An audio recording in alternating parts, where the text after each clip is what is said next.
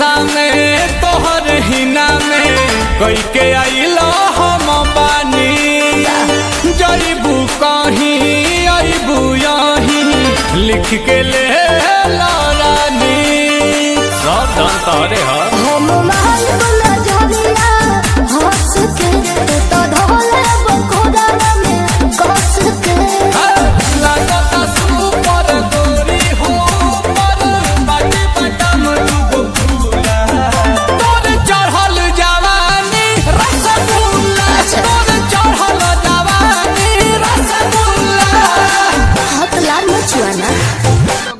I hope video पसंद आए तो वीडियो को लाइक शेयर कमेंट जरूर करना।